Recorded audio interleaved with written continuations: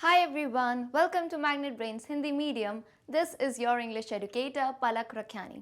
इस सेशन में हम शुरुआत करेंगे class 10th English Bihar board की poem number 4 that is thinner than a crescent. इस पूरी पोम में यानी इस पूरे वीडियो में जो है हम इस पोम का एक्सप्लेनेशन देखेंगे लाइन टू लाइन, यानी जो स्टैंजाज हैं, जो पोम की लाइनें हैं, कविता की लाइनें हैं, उन्हें समझेंगे अच्छे से, हिंदी में ट्रांसलेशन देखेंगे। तो वीडियो के बिल्कुल एंड तक बने रहना ताकि आपके सारे डाउट्स जो हैं एकदम क्रिस्टल क्लियर हो जाएं। मैग्नेट ब्रेन्स हिंदी मीडियम एक ऐसा चैनल है जो आपको प्रोवाइड करता है बिल्कुल ही free of cost and quality education. So before we move on let me also tell you कि भाई मैग्नेट ब्रेन्स पे आपको मिलती हैं बुक्स एंड ई बुक्स भी, यानी जितना भी आपको क्वालिटी कंटेंट मिलता है, चाहे आप सैम्पल पेपर्स ले लो, सीबीएसई के सैम्पल पेपर्स ले लो एंड मैनी मोर, इन सब के सोल्यूशंस, बहुत सारी चीज़ें आपको मिलेंगी इन बुक्स में। तो बहुत ही सिंपल प्रोसेस है, आप डिस्क्रिप्शन में दी गई लिंक से इन बुक्स एंड ई बुक्स को ज़रूर अवेल कर सकते हैं। ओके, तो ये थी हमारी बुक्स की info. Now moving on to our poem, यानी हमारी जो कविता है, पोम नंबर 4 है। ये काफ़ी इंटरेस्टिंग है, क्योंकि ये पोम जो है लिखी है विद्यापति जी ने, और इस पोम में आने क्या वाला है आपको बताती हूँ। अब although when you are reading the heading of the poem या टाइटल पढ़ रहे हो, तो टाइटल में लिखा है थिनर देन अ क्रेसेंट। अब थिनर देन अ क्रेसेंट का मतलब क्या है, तो उससे पहले हमें क्रेसेंट का मतलब समझना पड़ेगा। क्रेसेंट बेसिकली यहाँ पे मून की जो स्टेज होती है, ऐसी वाली स्टेज, जब चांद बिल्कुल इस टाइप का दिखता है, इसे कहते हैं क्रेसेंट, है ना। फुल मून यानी न्यू मून आने से पहले जो स्टेज रहती है उसे हम क्रेसेंट मून कहते हैं, है ना। हाफ मून और जो है फुल मून के बीच की जो स्टेज, क्रेसेंट कहते हैं हम इसे। तो कुछ इस टाइप का होता है, पतला सा। तो इधर क्रेसेंट यूज करने का मतलब क्या है, पतला दिखाने के लिए, और ये कहा गया है थिनर देन अ क्रेसेंट, यानी कहीं ना कहीं लग रहा है इस कविता में हम किसी की बात करेंगे जो शायद क्रेसेंट से भी पतला हो गया हो। सो क्या स्टोरी है उसे समझें। Before that we move on to the introduction of the poet. It's very important every time I say that कि आप कोई भी कहानी पढ़ते हो, कविता पढ़ते हो, उसके जो ऑथर या पोएट होते हैं उनका नाम जानना, उनके बारे में जानना काफ़ी ज़रूरी होता है। which has two reasons. Number one, sometimes in questions they directly ask you कि name the poet and the pome, यानी आपको वो इस कविता से कुछ लाइनें दे देंगे एंड पूछेंगे पोएट एंड पोम का नाम बताओ। और second, when you are writing long answer और summary of the poem, it's very important to mention the name of the poet. So beginning with the introduction about the author, born in the village of Bisapi in Madhubani on the eastern side of North Bihar. तो Bihar board की कहानी है, और देखिए ये जो poet है बिहार के वहीं रहते हैं। विद्यापति नेम है इनका। Vidyapati is well known for depicting the pangs of separation in the well known tradition of Jayadev. अब सवाल ये उठता है, जयदेव कौन है, मैं आपको बता देती हूँ। सबसे पहले तो ये जो पिक्चर आपको दिख रही है ये विद्यापति की है। अब जयदेव जो है ये भी एक पोएट है, जो कि मतलब ये भी लिखते हैं, लेखक हैं ये। तो इन्होंने जो है ना, कुछ ऐसे होते हैं पोएट्स या फिर आप ऑथर कह सकते हो, जो बिल्कुल ही किसी पर्टिकुलर गॉड की भक्ति के ऊपर लिखते हैं, किसी चीज़ की भक्ति के ऊपर। तो यहाँ जो जयदेव जी हैं वो जो है कृष्ण जी की भक्ति के ऊपर काफ़ी सारी इन्होंने जो है कविताएं लिखी हैं और जो है गाने लिखे हैं राधा एंड कृष्ण के ऊपर। सो his love songs recreate and reveal the world of Radha and Krishna, the major love figures of Indian mythology and literature। हमें पता है इंडियन माइथोलॉजी की बात हम करें तो राधा जी और कृष्ण जी की जो कहानियाँ हैं वो काफ़ी ज़्यादा फेमस हैं भाई, है ना, और माना जाता है एक लव फिगर्स यानी प्रेम मूरत जिन्हें हम कहते हैं। However, while Jayadev's poem celebrates Krishna's love and pays comparatively little attention to Radha, the woman, Vidyapati is primarily concern with the intense passion of Radha's love. तो यहाँ इस हमारी पोम के जो पोएट हैं वो विद्यापति हैं, और जयदेव की बात हम कर रहे थे। तो देखो हम कह रहे हैं दोनों लिखते तो राधा कृष्ण के बारे में ही हैं, लेकिन डिफरेंस इतना है, जयदेव जी ने जो लिखा है वो फोकस किया है उन्होंने कृष्ण जी के ऊपर, यानी उनकी जो आप सॉन्ग्स वगैरह देखोगे या सब चीज़ देखोगे, मेन फोकस यानी मेन हीरो कौन है उसमें, कृष्ण जी, उनके प्यार के बारे में, उनकी जो कैसी वो जो भी चीज़ें करते थे उनके बारे में। लेकिन on the other hand when you read Vidyapati ji poems, उनकी कविताएं अलग इसलिए हैं क्योंकि यहाँ पे उन्होंने राधा जी के साइड को ज़्यादा फोकस किया है, कि उनका लव, उनका कंपैशन कैसे जो है वो उनका जो पैशन है कृष्ण जी के लिए, जो भी प्रेम है, उसके ऊपर लिखी है किसने, विद्यापति जी ने। So that is the only difference between them, है ना। दोनों लिखते राधा कृष्ण के बारे में है, लेकिन फोकस जो है विद्यापति जी ने राधा जी के ऊपर ज़्यादा किया है, ठीक है। At once sensuous and sensual, descriptive and dramatic, Vidyapati's songs range beyond the mythological only to find their place in the heart of a human lover whose dreams and desires never die, whose sighs and cries never end. So इनकी जो कहानियाँ हैं, जो इनके गाने हैं, सिर्फ mythology पे मेनली बेस्ड नहीं है, ये जो है एक ट्विस्ट लेते हैं, यानी थोड़ा इन्होंने और ड्रामेटिकल बनाया है ऐसे लोगों के लिए ना ह्यूमन लव फॉर्म को डिपिक्ट करने के लिए. ऑलराइट, द प्रेजेंट पोम का मतलब है जो अभी हम कविता पढ़ेंगे, is in the form of a report from a friend of Radha to lord Krishna. ये बात समझना हमेशा बहुत ज़रूरी होती है कि पोम बोल कौन रहा है, कौन किसको डिनोट करता है, क्योंकि कहानियों में, स्टोरीज़ में तो समझ आ जाता है, लेकिन पोम क्या बहुत छोटी सी होती है तो उसका मीनिंग समझना थोड़ा डिफिकल्ट हो जाता है. लेकिन मैं हूँ भाई, बिल्कुल अच्छे से समझाऊंगी. तो जो प्रेजेंट आप पोम पढ़ोगे ना, वो किसकी ज़बानी है, वो एक फ्रेंड की, यानी राधा जी की कोई फ्रेंड है, वो जो है लॉर्ड कृष्णा के पास गई हैं कुछ बातें बताने. ठीक है. The lord has had no idea, had no occasion to meet Radha for some time. यानी लॉर्ड यहाँ पे किसको बोल रहे हैं, हम कृष्ण जी को कह रहे हैं कि कृष्ण जी के पास ऐसा कोई समय नहीं मिल पाया कि वो राधा जी से मिलने जा पाए कुछ समय के लिए. तो उस समय में राधा जी की क्या सिचुएशन थी, क्या दशा रही थी, वो उनकी फ्रेंड आके बताती हैं कृष्ण जी को. The young girl took this to heart, consequently her health began to fail. Young girl यानी राधा जी जो है, इस बात को उन्होंने बहुत दिल पे ले लिया कि कृष्ण जी इतने टाइम से नहीं मिले और इसलिए उनकी तबीयत जो है कितनी ज़्यादा इस वजह से खराब हो गई.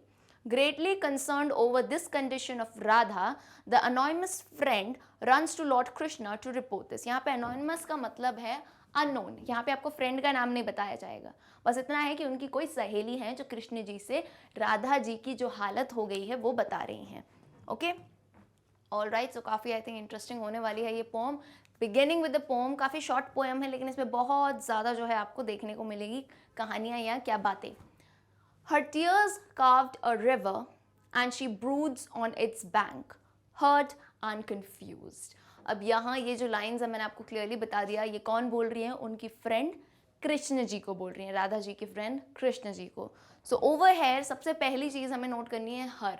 यहाँ पे हर से किसको डिनोशन है, किसको बता रहे हैं, हर कौन है, राधा. ठीक है.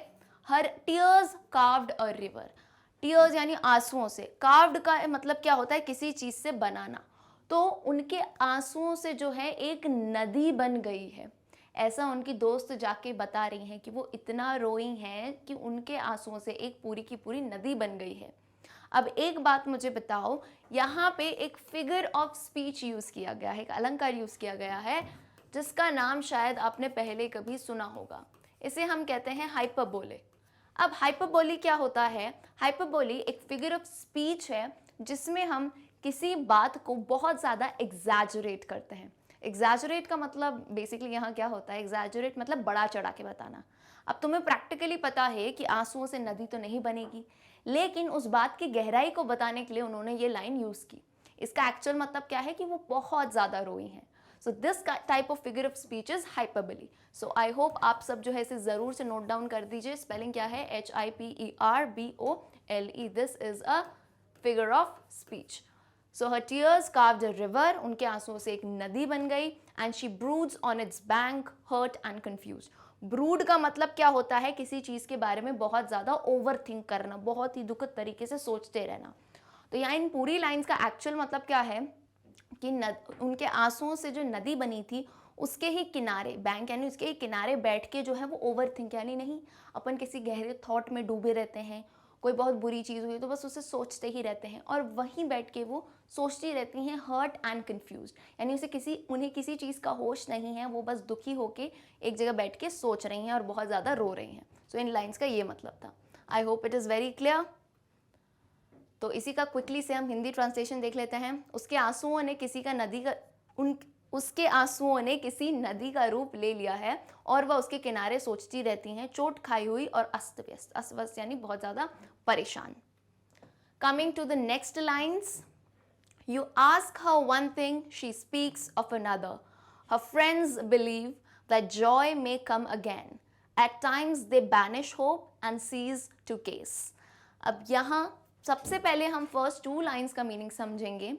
You ask her one thing, she speaks of another, which means कि आप राधा जी से कोई बात पूछो और वो किसी दूसरी चीज़ का जवाब देती हैं, यानी उनका प्रेजेंस ऑफ माइंड बिल्कुल ही जा चुका है। ऐसा होता है ना, कभी हम किसी ख्याल में खोए रहते हैं, है ना, बहुत ज़्यादा परेशान हैं, मान लो कुछ हो गया हो, कोई प्रॉब्लम आ गई हो, तो कोई हमसे बात करने आता है तो हम कितने खोए खोए से रहते हैं, है ना, और कुछ कोई सवाल कुछ पूछता है, हम जवाब कुछ और देते हैं। So same was the situation with Radha ji.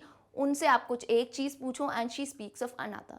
Again reminding you all, ये लाइनें कौन कह रहा है, उनकी फ्रेंड बता रही हैं कृष्ण जी को। फिर नेक्स्ट 3 लाइन्स पे आओ। Her friends believe that joy may come again, at times they banish hope and cease to case. अब यहाँ वो बता रही हैं वो एक फ्रेंड, अब यहाँ पे जो एक फ्रेंड कृष्ण जी को बता रही है ना, शी एक्चुअली बिकम्स, यानी हम इतना समझ सकते हैं कि वो एक लॉयल फ्रेंड है, क्योंकि उन्हें राधा जी की चिंता है, तभी वो जाके कृष्ण जी को बोल रही हैं हर फ्रेंड्स यानी उनकी जो बाकी सहेलियां हैं वो ये बिलीव करती हैं कि that joy may come again, कि राधा जो है फिर से वापस नॉर्मल हो जाएगी और खुश हो जाएगी, यानी इतनी दुखी नहीं रहेगी। एंड आई थिंक आप ये सिचुएशन फील कर सकते हो, कभी आपका कोई दोस्त हो जो बहुत ज़्यादा परेशान हो तो आपको भी अच्छा नहीं लगता इतने लंबे टाइम तक वो दुखी रहे। तो उनके फ्रेंड्स भी ये बिलीव करते थे कि हाँ वो कभी ना कभी फिर से वापस खुश हो जाएगी, that joy may come again. Joy basically यहाँ खुशियों को कह सकते हैं हम। नेक्स्ट लाइन क्या है, एट टाइम्स। अब पहले तो 2 लाइन में ये कहा कि उनकी दोस्तों को उम्मीद है खुशियाँ वापस आएंगी। नेक्स्ट लाइन में क्या कहा है, at times they banish hope and cease to case. यहाँ बैनिश का मतलब होता है बेटा टू सेंड समबडी अवे, किसी चीज को दूर भेज देना, एंड सीज का मतलब होता है रुक जाना। सो अगर मैं इस लाइन का पूरा मतलब बताऊं, at times they banish hope, यानी ऐसा वो सोचती हैं कि कभी कभी हाँ यार खुशियाँ आएंगी वापस, लेकिन कुछ टाइम उन्हें राधा जी की ऐसी हालत देख के लगता है और कृष्ण जी नहीं आ रहे हैं, वो बिल्कुल ही उनकी हेल्थ ख़राब होती जा रही है, रोती रह रही हैं वो, तो तब उन्हें लगता है कि वो जो है होप को दूर भेज देती हैं, सेंड समबडी अवे, यानी उनकी उम्मीदें चली जाती हैं कभी कभी कि हमें नहीं लगता है वो नॉर्मल हो पाएगी, एंड सीज टू केस, और वो रुक जाती हैं ये सोचना, और ये सोचने लगती हैं कि अब जो है हम क्या ही उसकी मदद करें, इस टाइप से। तो शुरुआत में वो सोचती हैं, थोड़ी उम्मीद थी कि हाँ जॉय वापस आएगा, लेकिन कुछ टाइम ऐसा लगता है ना, ऑपोजिट भी लगता है कि नहीं यार अब तो हमें लगता है कोई उम्मीद नहीं बची है। ओके, सो इसी का हम क्विकली से हिंदी ट्रांसलेशन देखते हैं। आप उससे पूछें कुछ और वह उत्तर कुछ और देती हैं।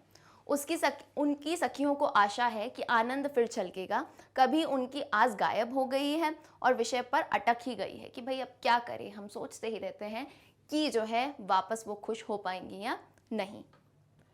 Alright, coming to the next lines, ये लास्ट लाइन्स हैं। Oh Madhav, I have run to call you, Radha each day grows thinner than the crescent in the sky. Now here comes the actual line कि हमारा जो pome का title है वो ऐसा क्यों दिया गया है।